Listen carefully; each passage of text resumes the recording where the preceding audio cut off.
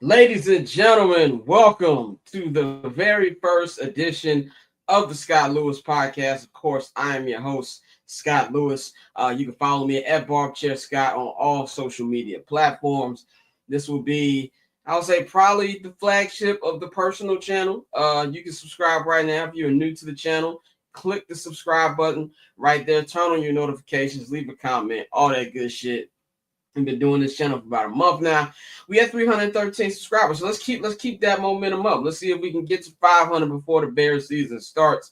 Shout out to everybody who's been checking out my Scott React series, where I instantly react to breaking news in the world of sports, man. So this one's going to be a little different.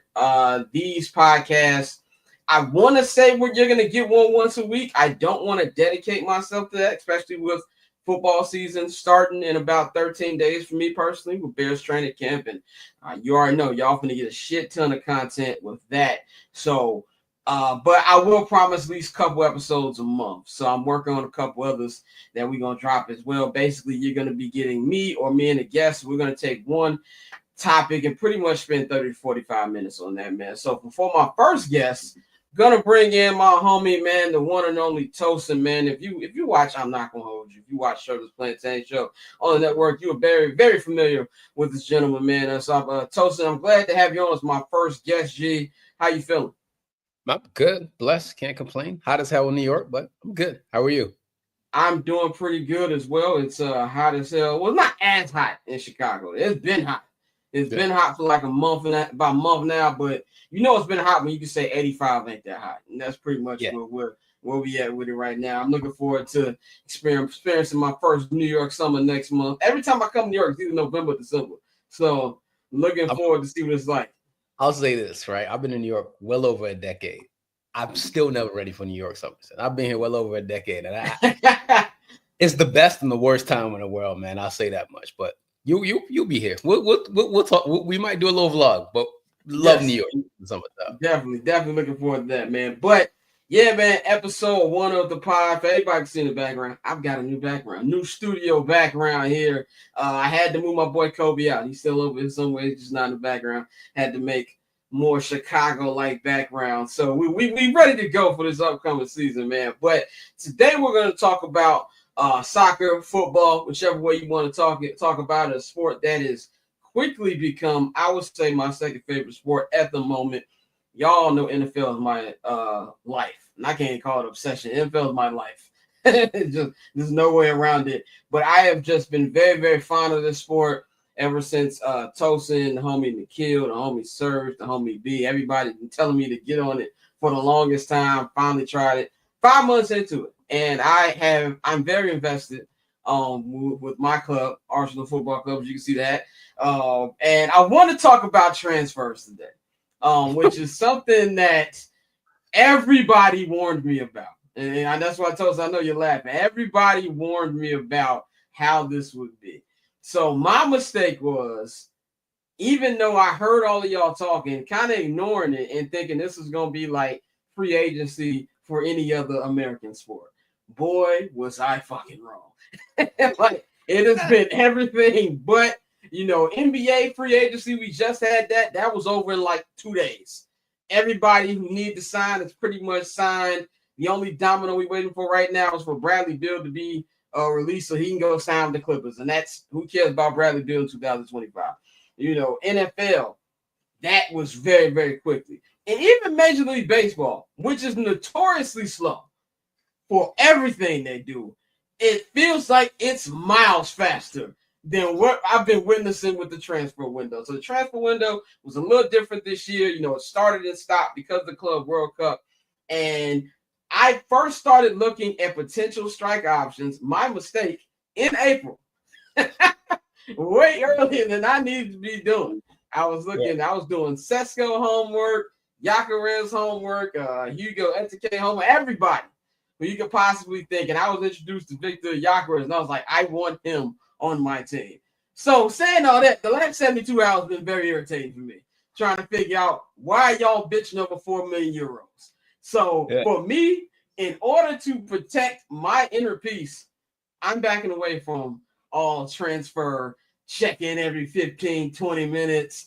When it happens, it happens. If it don't, it don't. That's pretty much where I'm at with it. Now, Tosin, tell me, like, what's your experience with it? I even saw, like, one creator on Instagram said that the transfer game is a lot different than it was pre-social media, where shit would just pop up and people will run to the stadium of their club and celebrate these things.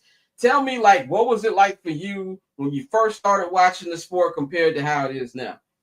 So obviously we didn't have social back then, like as most of you guys, and if you don't know, I was born and raised in South London. So, I say that to be specific because ain't no other place in London better than the South, okay? South London the greatest. Say that. But we didn't have any social. So you'd have to read the newspaper, turn on your TV. There wasn't a Fabrizio to give you incessant updates, right? There's not these millions of like little insiders now, right? It was that you turn your TV on the newspaper, and that was that. So everything was kind of slow. People had lives. People touched grass. They went to go see their girlfriends, their wives, their husbands, their boyfriends. We are super gender neutral here. Whatever you identify with, that's what people gonna go hang out with, right? Who you want to be, love who you want to love, in the words of Ray J. Hello? And what else did Ray J say? Shout out my gay niggas. But nah, jokes aside, I mean, like, I remember when we signed Ruud van Nistelrooy, like there was a year that he tore his ACL, had to wait another year. And that was my favorite experience because I know you mentioned what's my favorite experience. And so that, I remember that like 10 years old. I was so excited. Like we didn't strike it, but then he ended up turning his knee. But found it out through like friends, and then find it out through newspapers and going, because we didn't have the internet. We had the internet, but it wasn't what it is today. So everything was kind of slower and you kind of like anticipation or whatever. And I give you my worst experience. I was in LA in 2018 or 17. I can't remember. I was in LA around that time. And I remember I was in my aunt's house and I was sleeping on the couch. I just came home from a party at like 4 something in the morning. United plays. Came home like 2 o'clock, right? United plays like 4 something. Yeah, I was about to say, I was like, what club was you at in LA that was out that night? They kicked out the street by that night.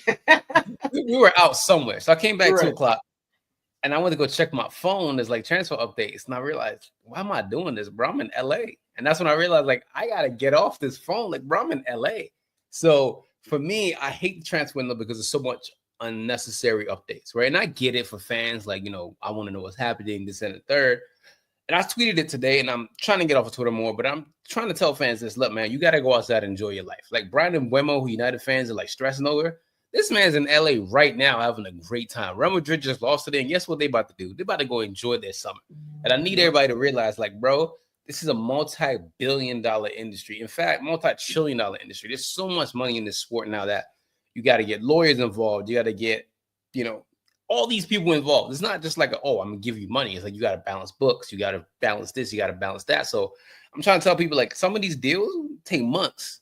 Sometimes they really agree with, like, the player, but it's like you got to balance out how you're going to pay it, the structure, the bonuses, the ages. Like, there's so much that goes into just one deal. So imagine trying to negotiate, like, 4 or 5. So I understand the frustration. I get it. I was on that side. But I'm trying to tell you, somebody who's matured in my life, y'all got to touch grass, bro. It's summertime in most countries. I mean, some places are wintertime, but y'all got to really, really enjoy your summer.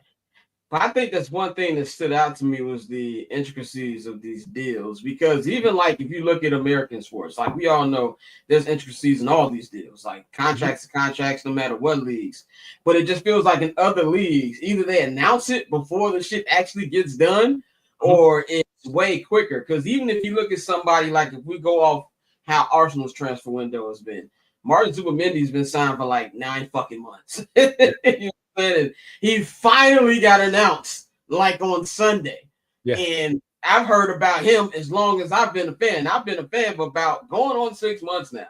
Yeah. And that's fine. I remember the whole time people said, Real Madrid's coming to get him. He's on the cover of the Madrid newspaper and everything like that. So it takes so long. You signed a Christian Norgard like 2 weeks ago. And he just got to the fucking facility yesterday. Yeah. So it has a lot that makes you just want to like, okay, just because of how long it takes, you just got to take yourself away from it. You know what I'm saying? Like, and I think with the way things, I've been disappointed in sports fan is not new to me. Obviously, people don't know. I love Chicago sports. So I am used to being disappointed. Disappointed is in my blood, okay? But at least then it's real quick.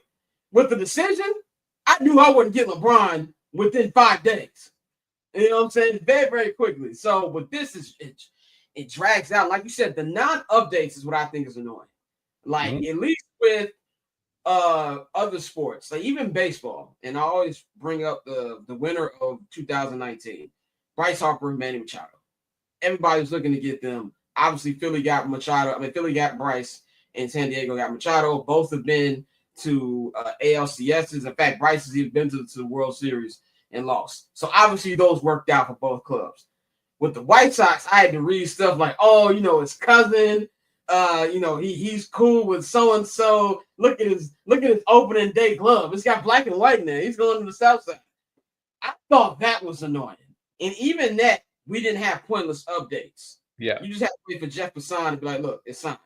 With Fabrizio Romano, shout him. I don't want to knock anybody hustle, but I've never met anybody never seen anybody with more non-updates than him. If I hear keen on advancing, parties are involved one more time, it's ridiculous. But I think that, and like you said, and I think also just in general as a sports fan, you got to understand this is just sports. And that's how I feel even too with like wins and losses. And one thing I'll give credit to me being in the media now is them teams will not ruin my day. Will I get pissed off? Of course you do. We're humans. But the Bears used to legitimately ruin my fucking week. Like I would be upset to the next game where I'm upset again. Now I'm like, okay, I'll be upset maybe for an hour and I get over it. And I think it's like you said, growing up. To your point, like, especially both of us who's working in the media, who's involved with these things, like, everyone who knows me and listens to me knows this. My younger brother's an ex-pro. My cousin played in MLS. So, like, I'm understanding that, like, listen, man, in as much as I love Manchester United, in as much as I love the Ravens, they ain't going to ruin my day. Y'all lose. Because guess what? I remember my dad, I was pissed. I was, like, in my early 20s, and United lost. And my dad said, look at you upset. Guess what? He goes, win, lose, or draw, they go home in a Rolls Royce. And guess what? You still at your mama's house. Right. Exactly, bro. And I think that hits that's when it hits you. Like, and then especially if you see, I remember one game, I think it was my second or third year covering the team. I think it was my second year covering the team. It was 2023, the year that I don't know how many, I think the Bears went 3-13, I don't know. But the Bears had just lost the game by like 21. And fans even so feel pissed. And I shit you not, I'm walking back in the locker room. And Jalen Johnson, and we going downtown and going downtown to eat. Yeah, I'm gonna pull up the car outside. We gonna do this. They living their rich man their life. Not saying that they don't care if they lost, but they gonna go have on $1,000 meal, and you going to McDonald's. So that kind of like, puts it a little bit into real life a little bit. I'm gonna add one more to your point before we move on. I just was telling you before we recorded, I was watching Stephon Diggs' YouTube, right? I was watching his new YouTube show. Like, he has something that's like just a little behind the scenes stuff. Obviously, we know he tore his ACL. This man's on a boat playing imaginary players in Como. And I'm just like, you know what, man? There's more to there's more to this life than worrying about transfer updates. Right. And then what really hit me, he was working out, like, doing his workout stuff. And he had Cardi B working out. And I was like, oh, I gotta there's levels to this life shit. Okay. I'm not where I need to be because I want to be in a boat in Como. You know what I'm saying? Like, so whenever I see people stress about United, I'm trying to tell them, like, look, bro, there's so much more to life than sitting online and waiting for Fabrizio to tell you, here you go. Guess what? You go get a bag, nigga. How about that? Go get a bag. I mean, even him, he putting here we go while he in like somewhere in fucking Spain. Like, I be seeing his Instagram, like he was just with Atletico Madrid players on the beach. Right, exactly. Like, he doing his thing while y'all waiting for these updates. He like at a cabana or some shit, nigga. Like, so I always feel like there needs to be like a difference between real life and sports. But I also think you have to be in either you gotta grow up or you gotta be in a blessed position. Like, we're in media, so we see the stuff. And I don't think I eventually would have got here on a maturity level, obviously, because people always get shocked when I tell them I didn't really get upset when the double doink happened. Like, I was mad, but I was over that like in 4 hours, bro. But like, because of my maturity. That happened 10 years ago? Oh my God. I wouldn't have had a computer. You know what I'm saying? So it just shows the difference of doing that, man. But to pivot to my next point on here, man, when it comes to transfers and things like that, I know with just sports in general, free agency is very hit or miss.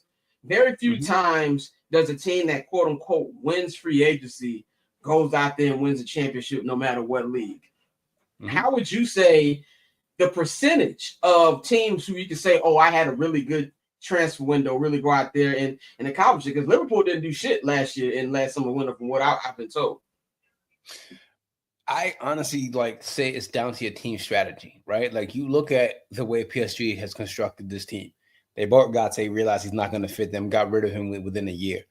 And they're strategically signing players that make sense for what they want to build.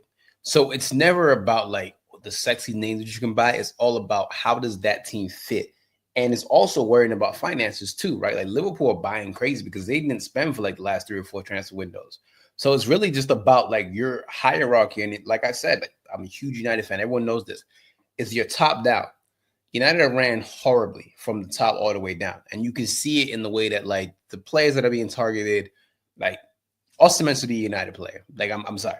But when you have years and years of striking out on buying terrible players, you run out of cash flow. You end up going into PSR issues. So it's really just down from the top down. I've seen transfer windows where Real Madrid, when they had the Galacticos era, the first one, on paper, you buy R9 after the World Cup. He won Golden Boot, best player in the world in 2002. You have Zidane, you have Figo, you have David Beckham. You're oh, wow, this team's going to do everything. But football's not played on transfer windows. It's all about chemistry. It's all about finding the right balance. To me, PSG, the most balanced team in the world. Getting Yao Neves, getting Vitinha, and getting Fabian Ruiz is the most balanced midfield in the world. Then you have Ousmane Dembele, who failed at Barcelona, but they got a bunch of players. They got a bunch of players who actually fit what their coach wants to do. So with Arsenal, I see the fans complaining about Nani and this and that. Arsenal, really damn good team, bro. Y'all have bought players for the coach that makes perfect sense. I love the Christian Norgard signing when you replace number 5. I'm not bringing up his case right now because I have nothing good to say about that man or any of his supporters. You get Norgard in and replaces Partey. On paper, this looks really good. You bring Eze in, right? That's a really good team. Even Nani. I think Nani's a very talented player. I don't like the fact that Arsenal are going to Chelsea all the time by players, but you're getting profiles that fit what the coach wants. So long-winded answer to say, just get a good strategy from the top down. Look at Brighton, for example. They consistently sign talented players and sell them for so much. Yao Pedro is very good for them. Now Chelsea bought him for a bag. So it's you have to have a strategy from the top down all the way to the bottom and fit that equally, fit what you want, because it's easy to just go by all the sexy names. But what if they don't fit? What if they don't make any sense to what your coach wants to do and what your team wants to do? So, yeah, it's never about the names. It's always about the fit. Yeah, even if you look at a sport like baseball, if you go off just people who win the offseason, the fucking Dodgers win almost every fucking year. And yeah, they've got 2 World Series, but if you go off the money that they spend every year, you expect they have a lot more than what they have. So I think that, I wanted to talk about fan bases too, because we all know the fans are insane. I do think that football fans are a little more crazier. I don't know what it is, but they're a little crazier. And that's not me giving a pass to American fans, because them motherfuckers need to be checked out too. But it just feels like it's a little bit like today. I've never seen, and I've seen some wild shit on Twitter. I've never seen a fan base as one react so negatively to a signing, to a potential signing of Noni Madueke, who I personally still don't think we're going to get, because I don't think they're going to pay the 60 plus that Chelsea wants. But it was to the point where somebody like me, who I don't know that much about Noni outside of what I've seen from him in the Club World Cup and the Europa League that I watched towards the end of the season. So I'm like, can I even get a real opinion on this guy? Of is it just y'all hate that that you think he's a bad player? Or you're just tired of them actually getting players from Chelsea? And it was just to the point, I'm like, don't take it out on him. If you're really mad about it, be mad at the fucking owners, you know what I'm saying? Mm-hmm. Or Andrea Berta or whoever. Or do what I would like to do, which is called be rational, wait for the whole window to play out, then judge how your roster looks. So do you think it's a little bit more toxic in football? And if so, why do you think it's that way? It's a lot more toxic. Football fans and Love Island fans, they are the same person. They're they are all and I'm about to make a corny joke, but I don't care. like they talk about hood, like they're all hood rats. That's what they are. They're all insane. Like they all generally don't have anything going up here. And like I've been on football Twitter for a while. Okay, like I've been on that app on the soccer side for a very long time. Like I've told you, like when Man United signed Morgan Schneiderlin, they leaked the blood sample of this man on the internet. That's not normal behavior, bro. That's not normal at all. Some of the things these guys do is just, but I think it's because there's so many different international people, right? Like you have people from India, Pakistan, Nigeria, South Africa, Europe, France, England, Italy. Everyone is now talking about a single entity. And everyone's trying to outdo each other in the most crazy way. Like I used to be wild on Twitter. Like I'm not in my 20s anymore. I don't behave like that. So I do understand where it comes from. But everyone's trying to one up each other and try to be funnier. Everyone's trying to be more outlandish. Someone's trying to get themselves a name. It's just like, bro, these players are on social. I hope you know that. Like these players do have burner accounts. They do see what you're saying. Like they are human beings. Some see it on their regular accounts too. The first thing I see when I go in the locker rooms, what they on phone. So they reading all this shit. Yeah, so they know what you're saying, and it's just like we have now treated these players like pieces of meat, right? Where like they're so replaceable. I've seen it during the Club World Cup and say, "Oh well, if they're that tired, you could go replace them. They're making X amount of money." It's like, no, bro, this is hard. Again, like go watch Stephon Diggs thing. These guys bust their ass, and like here's the thing about being a professional athlete: most of these guys know before they're 15 they're going pro because they put the work in for a very long time. The real good ones, yeah. Yeah, so it's just like I'm trying to tell you right now, it's not easy, bro. Like it is hard to be a professional in anything, but especially being an athlete because you're a top one of the top one. And I think fans have now this cult-like mentality, especially on social, that like you have got too parasocial with these players, you got too parasocial with your club. You have now turned into your identity. You've now turned it into something else. I'm having a philosophy talk here, but it's really strange. Like for me as a grown adult, like I don't behave like this because here's when I start to calm down, right? I start looking at players like Lamine Yamal. Like I am older than your dad, bro. You can that brother is 17. He's about to be 18. He was walking the year I was graduating high school. He became walking and had teeth when Obama was president. Like, bro, what do I look like slandering a kid that's 18, that's 17 years old, man? So it's like people do the same shit with Miles Lewis Skelly. I'm like, bro, I was damn near 20 when this nigga was born. And it's like, yo, you have to relax as a fan. Like, I understand you want your team to be the best, but you're also creating toxic environments where the players look at Manchester United. Every little thing Marcus Rashford does is criticized. And for what reason? Right? Like this is a kid that came from the academy. He's a fan just like you. Guess what the difference is? He's not a lazy person. He got his ass up and worked since he was 7 years old. Been working and grafting to get to where he is. You might not like him. You might not respect him. But one thing you better do is you better understand how hard he's worked. And that's my whole point. Is just like football fans are the worst because there's just too many of them who all have this like cult-like mentality and just want to be the funniest. Like, for example, this Real Madrid PSG game, I'm not taking it that seriously, but see the way people are slandering Trent, like you're just talking crazy. I'm like, you're all trying to make the same jokes. You're not funny, first of all. And it's terrible. It's bad jokes. Yeah, and it's just like, yo, these players are human beings, bro. Like, I get it. Sometimes some players play horribly. You can say, like, hey, man, this isolated situation didn't play well. But, yo, you can't. I don't know. Like, maybe I'm too old now. Like, to the point where I'm just like, I don't find humor in belittling people trying something, So, yeah, football Twitter is the worst. They're the worst fan base, easily. Yeah, it's a mix of maturity. About if y'all hear barking in the background, it's my dog. His op, the mailman is around the corner. So ain't nothing I can do about that. But so for me, I think it's a mix of maturity, also knowing the business as well, and then like you just said yourself, I think a lot of fans, whether it's football fans, and I think the best way to actually see reaction of how immature some can get would be if you look at the reactions of Trent Alexander-Arnold, or you can look at a documentary that I love, The Figo Affair, which makes the decision look like Tiny Toon Adventures. Like everybody in Barcelona wanted to kill this man. You know what I'm saying? The nigga was on a motorcycle, like he in fucking rush hour, chasing the Real Madrid bus. It's a grown ass man. You know what I'm saying? And Figo at his time is in his 20s. He looked like he was 40, but he was in his 20s. Figo's looked like he's in his 40s since he was first. His entire life. Yeah. Right. Exactly. So it's just a matter of, a lot of sports. We look at sports as a release.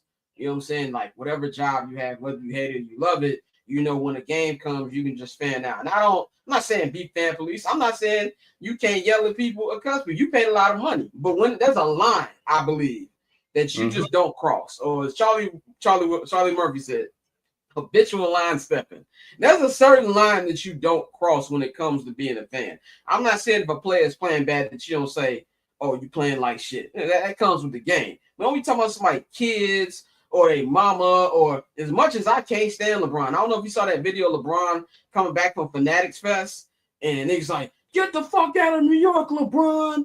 Take your ass back to LA. Now, if LeBron stole off your ass, he wrong. You know what I'm saying? He the millionaire. He's a thug, da-da-da-da-da. That's the problem I have with it, man. But when it comes to, just football and, soccer, whatever way you want to call it, what I love talking to you about, I know you've written about this, is about how it's marketed to Americans. And by the way, we have some shit coming on that. Stay tuned. But how it's marketed to Americans. And I don't feel like it's something that people are just dismissing, like, oh, soccer's trash, whatever. I don't think people really introduced to it as that much. Like me, I've only been to one soccer match. I went to an LAFC match about 5 years ago. Shout out my homie Damien. He got free tickets. We went and I had an absolute ball, but I didn't know shit about the sport. But once I actually sat down and watched it, I'm like, if you can watch baseball, which I love, there's no way you can't sit down and watch a soccer match, which in my opinion, that's way more action. What do you think that they've done so far that has helped, and how far are they before this actually can somewhat get treated as like the NFL or the NBA or Major League Baseball? So this is such a loaded question because it tangles with my professional job, my day-to-day job, and it also tangles with my personal life. So to give people who don't know who I am a little bit of context just to like why this matters to me so much, I was born and raised in South London, England. I moved to America when I was 11 years old. So I played for this team. My brother played for the same coach. My cousin did too. Baltimore Casimir Bays, the best team for 88, best team for 1990, best team for 1992, 93, 95. Like, we're the best team in Maryland. Let's put it that way, okay? And then we end up being the best team in our region. We end up being the best team in the nation. All these medals you see, that's when we won nationals. These three are when we won nationals. So I have a personal investment in this sport. Well, what Shaq say? Google me, Chuck. Yeah. So like we are like my brother's team won 4 nationals, something like that. My cousin's team won like 3 or 4. So we are playing with guys who are some of the very best. Oguchi Onyewu played in U.S. men's national teams on my coach's team. Was one of my players that my coach coached a long time ago. And I'm not here to name drop whatever. I'm here to tell you guys like how serious football is in my household and like how this sport is near and dear to my heart. So my brother's team, for example, I'm so shocked none of those boys play for the men's national team. Only Joe Jow played for the men's national team, and he played for Dortmund. Klopp gave him his debut at Dortmund. He played at Hoffenheim as well. Kid named Lester Dewey, amazing kid, raised out in DMV area, like DC, PG area. At 11 years old, he was on trial with Marseille. That's how talented these boys are. I'm bringing this to tell you guys that we've always had talent in America. So whenever I say people like, oh, if our best athletes play, like, no. You have the players in this country. You have the players, you have the facilities, you have every single thing you need to be a functioning country. The problem is when you look at the federation, right? And I'm trying not to shit on U.S. Federation because they try, right? It's hard. You've turned this sport that is a hood sport that if you go to Brazil, you go to Nigeria, you go to any of these countries that are abjectly poor, France, England, it's the local sport. You have kids playing on the park. You have kids playing anything. I remember in our house in London when my brother and I, when it got dark outside, when we were still playing, we would play before school, during school, after school. And when it got late, my mom would yell from the window, come inside, like yelling in Europe. I want to be like, come inside. We'll be playing in the house, bro. Like from 7 o'clock to like 8, 9 o'clock. We get in trouble. We getting slapped because we're still playing ball in the house. You come to America and it's not the same sort of like environment where like these sort of players can thrive. And I don't know if that's by design. I don't know how it is, but there needs to be more grassroots movements and it needs to be a lot cheaper for these players. That's the first thing that America needs to do. Second of all, I know I'm about to sound super controversial what I'm about to say right now. America doesn't market towards niggas properly. And I use niggas. I'm using niggas in a specific context because we do have black players. When I say niggas, I mean niggas. And I mean that italicized, bold, and underlined. I mean niggas. I'm talking about niggas from the South Side. I'm talking about niggas from Baltimore City. I'm talking about niggas from North Carolina, like niggas from LA, and like actual people from Dallas and Houston. If you know what I mean. I'll give somebody a comparison. Shane Battier is black. Allen Iverson is a nigga. I didn't say it, but somebody said it, and I'm not saying I disagree. You can quote me. Yeah. Okay. There's black people and then there's niggas. Okay. So all jokes aside, like when I look at the marketing now as somebody who works in advertising and PR and strategy and all these things that I do, the way the sport is marketed in this country is getting better, right? But one of the things that frustrates me as somebody who's worked in the media, somebody who's done this work on the ground, we don't really make the sport beautiful and accessible enough, and we don't tell the stories properly. And it's been my frustration for a very long time as somebody who sits in the middle of diaspora. I'm very much as I'm Nigerian, I'm very much Black British. I'm also very much Black American. I grew up in Baltimore, okay? Like, I don't say Baltimore, I say Baltimore because that's where I grew up, right? There's a specific reason why I say what I say. Right. We don't target these kids who want to play. I've seen so many talented inner city Black kids play with me, I've seen them play, but then there's a cap, right? This kid, Ethan White, who played at NYCFC, I know him personally from Maryland. Ethan now is retired, doing his photography thing. Shout out to Ethan. We've talked about this ad nauseum, about our generation, how so many talented Black kids just die by the wayside. It's not their fault. It's just the way the system is set up that I look at someone like Patrick Yemayang, right, who plays for the U.S. men's national team, played Division III, ended up going to D1, ended up now in MLS. He's going to championship more than likely in the fall. You have so many talented kids like him who aren't getting caught by the system. You need to, make the sport sexy through marketing. You got to make it appeal to people. Like, people have to have a vetted interest in it. So when I look at like the way the Premier League is done on NBC, the way Champions League is done, it's beautiful. And I was part of that at CBS. I did a lot of the stuff that you see for CBS today. Like, that was my day-to-day job. But we need to have better marketing towards Black people specifically, because there's a big push right now for Latinos. And I love that for them. I absolutely love the fact that you're getting in Spanish, you're getting MLS, coverage in Spanish on YouTube. But there needs to be a better way of targeting Black people, men and women. Because what's happening right now is that we have the World Cup next year. I'm sure there's people who don't even really know the World Cup's happening. I'm sure there's people who don't even know what's going on. And that's my whole thing, is that I generally want to be that conduit between popular culture and soccer culture, because I sit in that middle of understanding what niggas like, what niggas don't like. And we just need to market better towards people. And that's just my biggest thing. It's like, this so, like, Scott has gone to the sport 5 months ago. And he sat here and done his whole entire homework because he fell in love with the game naturally, right? If someone can teach you and tell you, like, bro, this has happened, like, there's so much good games that people have missed. And like, there's so many people who I'm seeing get into the sport, like people like Tommy Battle. Shout out to Tommy. Like, I love the fact that he's gotten to the sport. I love the fact to see people who never, ever, ever was going to be introduced to the sport getting into it, because it makes me happy that people can see it for their own self, because I can only lead you to water. If you can drink water and know how to like pump it yourself, hey, my job is done. And that's all I want to do, is because there's so much goodness in this sport. So yeah, that's just my rant, but I hope that answered your question. No, it did. And that actually led me to a couple other points, because like when I was picking my team, and I know when I was picking my team, a lot of the first thing, they were like, don't pick Arsenal. That was the first thing people would tell me, like, don't pick Arsenal. But the reason I picked Arsenal, because I was very close picking Man City. Like, I was very close to picking Man City. The two reasons I didn't pick Man City was, one, I didn't know how long Pep's going to be there, and I still don't think we know how long Pep's going to be there. And number two, I feel like being a Man City fan right now, not saying that they can't win one or two more Premier Leagues, it's kind of like being a Warriors fan right now. Like, Nick, you missed the run. You know what I'm saying? Like, you missed a big run. Like, they might be able to get one more. Like, I don't know, Steph might have one more championship in them. Like, that to me is kind of what made me fall in love with Arsenal was the blackness that they've had in their history. Now, obviously, right now, I think it's probably mixed. Like the current roster probably got like maybe 5 Black players on Arsenal currently.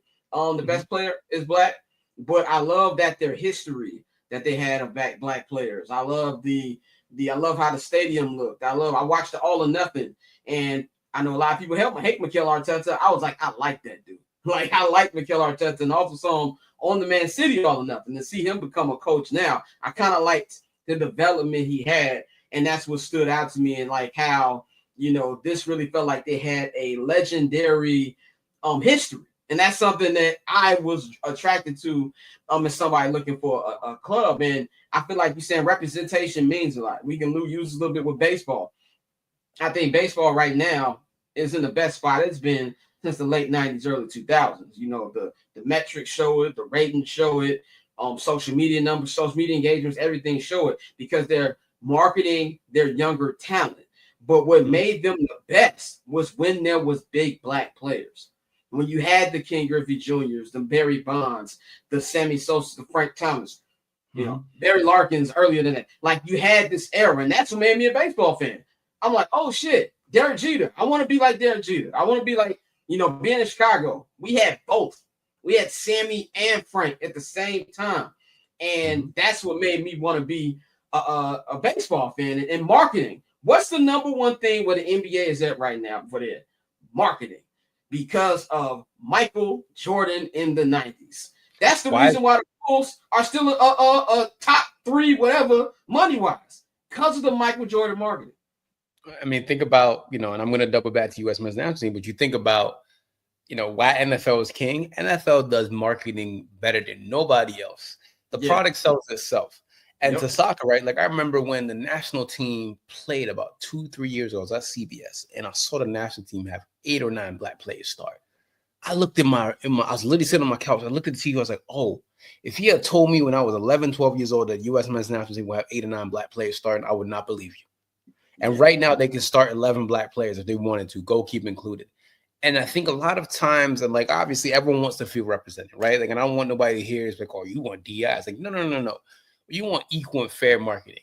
Like you have so many great stories to tell on the national team. Tim Weah's dad is the only African to ever win Ballon d'Or. There's a lot to tell about that story. Chris Richards is a boy from Alabama. There's a lot to tell about Chris Richards' story.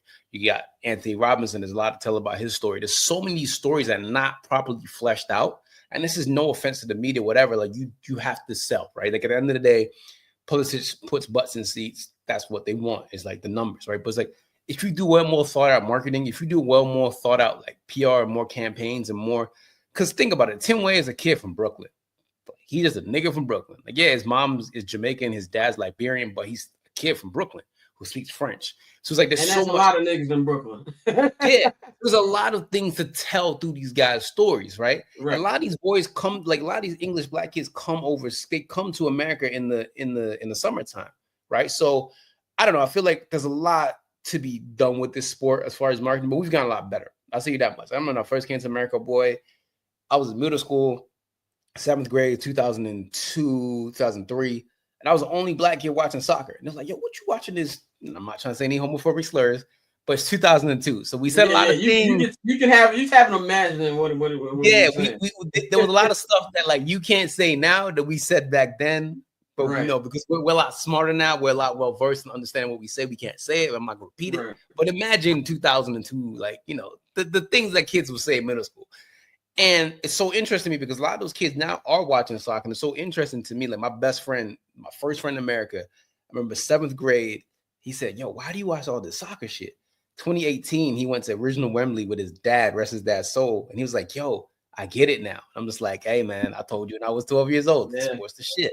So it's like people just need to be led to water. And generally, that's the only, if you want to take anything away from this, you have to lead people to water in the night in like the best way possible. And I don't think we're doing a good job with that in this country as far as promotion goes. 2 more things before we wrap up. And one, this is kind of like a 2-part question as we wrap up the transfer part before we talk Club World Cup real quick. What would be your favorite transfer of all time? And what do you think has been the best transfer signing so far in the short window? In this short window? Yeah.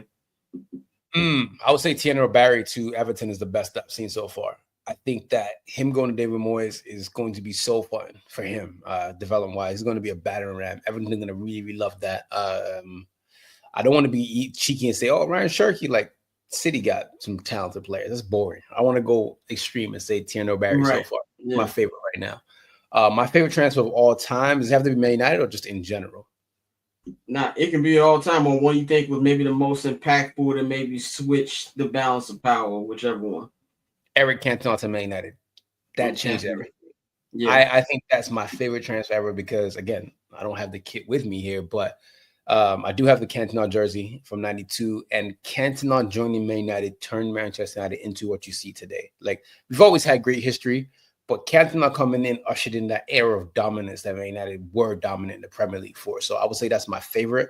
One of my fun ones was Ronaldinho to Barcelona, because Ronaldinho was my second favorite player ever. R9 is always going to be my favorite, but Dino going to Barcelona was probably one of my favorite transfers, because it's just like you see this guy just like just smiling, buck too. So I'll say those two for sure.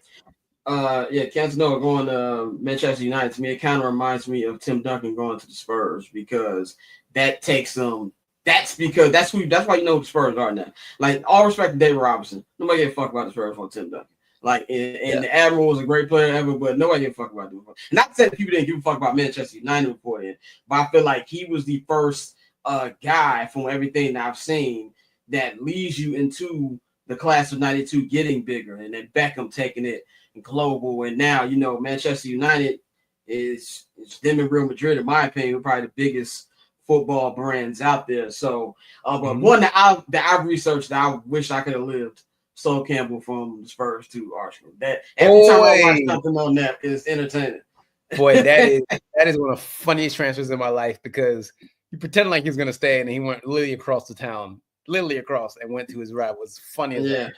Yeah, definitely, man. But final thing on this inaugural episode of the Scott Lewis podcast, we got to talk Club World Cup, man. The semifinals just wrapped up at MetLife Stadium. You know, everybody's been giving these crowds shit. I got to give it to MetLife. If I have to rank all the crowds that I've watched, MetLife has had the most cracking, in my opinion, out of those. Sure. They felt like, even though PSG went out there and did their thing, it felt like, looked like the Bernabeu out there in Jersey with all them damn Real Madrid kids. They even brought Hove out. Hove came out to see his boy Vinny Jr. So had him out there. I said, Jigga had on the best lock wig today, man. That shit was tight. Hove was chilling, and like the Rose Bowl crowds are pretty good. Now, I know people went to the Rose Bowl, and the Rose Bowl was not prepared for that amount of traffic. Like, I don't know if you've been to Rose Bowl. It makes Dodger Stadium easy to get in and out of. I went to a Jay-Z Beyonce concert at the Rose Bowl. I shit you not. The concert ended at midnight. I didn't get home till 4 o'clock in the morning. And I lived in West LA, but it ain't that goddamn far from Pasadena. I should have been home way quicker. So people were telling me that they didn't even get to their seats to like the 60-minute mark of the match, but the crowd itself was pretty good. But from my opinion, I know me and you have been talking about this. I think that from the footballer's perspective, it's not needed. Like, we've already seen people who've had injuries, they're going to be out well into the season. You know, Real Madrid is protesting, have their opener be pushed back a little bit so they can relax. You know, in fact, people returning to camp. Arsenal, I saw them, today was their first training.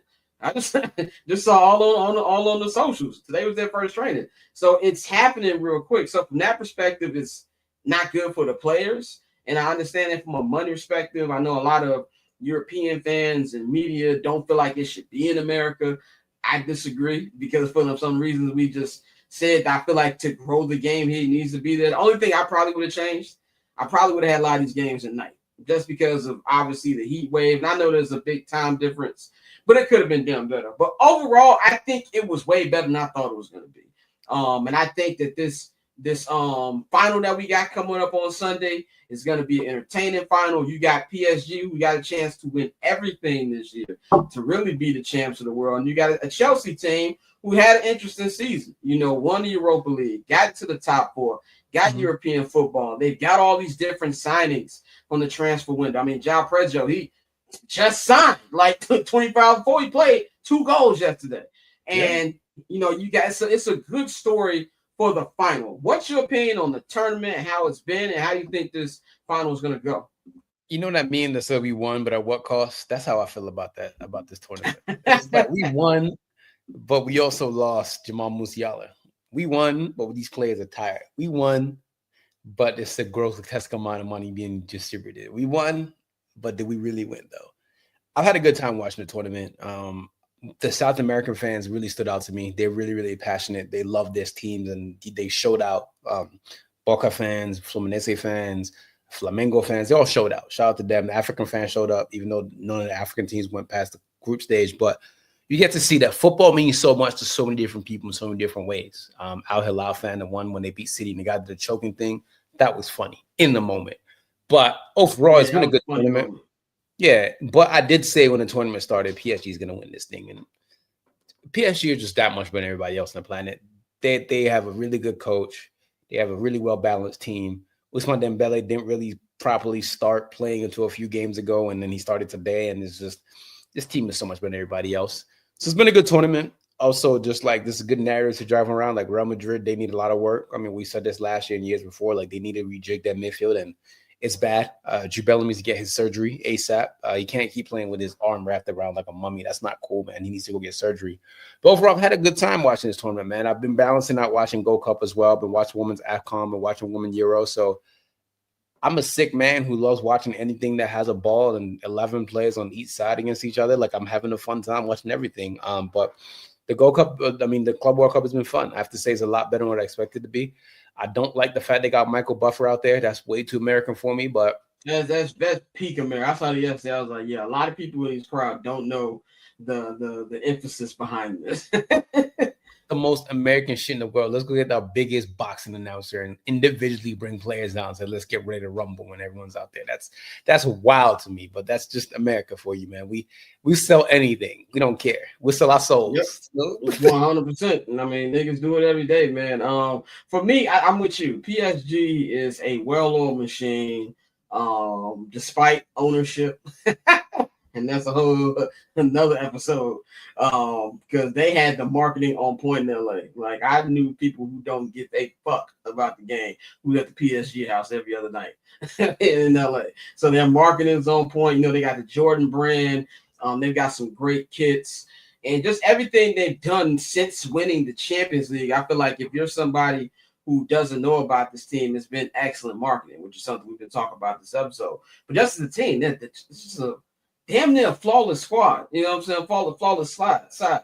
And also I'm looking at it like, damn, like they didn't kick our ass. Like, and we were pretty hurt. Like, if I would take anything, I'm leaving it with something. I was like, we actually held on. We had Mikel Marino playing 9. And we didn't lose by that much. Mm-hmm. Y'all held your own against them for sure. Yeah, absolutely. And that's the only thing I took from that. But I do think they're gonna win. I think Chelsea has been entertaining, even though if there's any team that isn't Spurs that I've learned to hate so far as Chelsea. They just give me big San Antonio Spurs energy for whatever reason. And I didn't like that kit reveal video. And I was like, this is swaggerless. But you know, I do like Chelsea's white kit. It looks like it looks something like Gucci would make, but I like it. The white I didn't like the bit that I didn't have a problem with the kit. I didn't like the video. Okay. Like the video, I was like, I don't know. I'm just straight up. But that's one thing I do like. Kit reveal videos and the transfer reveal videos. Fine. Like sports, American sports still shitty ass Photoshop.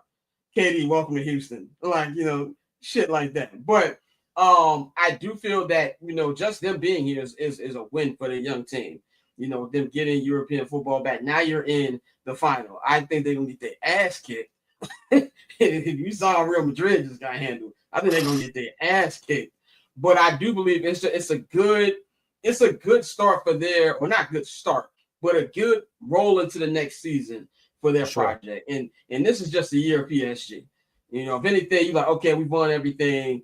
We're the best team in the world. Let's just get a little rest and let's just try to run this back again. But as much, I think for a trial run, not trial run, but for the opening run for the new version of Club World Cup, I hate to say it, but I gotta give them props. You know, I gotta give them props for it, even though nobody does corruption better than FIFA. I know y'all read about the Gianni and the Trump Tower thing, which is a whole nother episode. But I think it's for what they tried to accomplish. I thought it was pretty decent the way it played out. So yeah, I agree with you. They pulled it off. That's all I can say. They pulled the tournament off, and I looked at it. I was like, damn, man, they wrote me in again. And also, it's been a good calendar as I wait for a training camp because June is the dead month in the NFL. But Tosin, bro, thank you for coming on, being my first guest on this pod, man. Anything you want to tell the people where to check out? I know y'all dropped some off-season pods on the Shirtless Plantain Show. Let them know about it. Yeah, Shirtless Plantain Show. We're coming back, man. We kind of decided, you know what? it's enough break time to get real back in the sicko mode. So we got a couple videos out right now. I got an episode talking about U.S. men's national team and Gold Cup at Mexico, so go check that out right now. Did a weekend review, and the homies also did an Arsenal scouting review. So if you guys are interested in listening to what Arsenal players are being targeted, did a scouting report just for y'all, so you don't have to look anywhere else but our channel. So Shirtless Plantain Show on YouTube, on Apple, and Spotify. So go check that out. Definitely. Also, Barbers Chat Network, bcnet.com. Everything is on there. We recorded this on July 9th. So if you are a Patreon subscriber, you're getting this today. Everybody else, you're getting this tomorrow. So I appreciate everybody who's tuned in. 79th and Hallis, we're warming up because the season's coming back. We did a four-part off-season series. First 2 episodes are available on Patreon right now. Episode 1 is on all feeds. On first episode, we talked about where does the Caleb Williams, Ben Johnson marriage need to do the work. Second episode, we talked about the NFC North as a whole. Part 3 will be coming next week. We talk about who are the top 10 most important Bears for next season. So check that out. Follow me at Barb Scott on all social media platforms. Click subscribe. Turn on your notifications. Leave a comment. I'm gonna holler at y'all next time. We up out of here.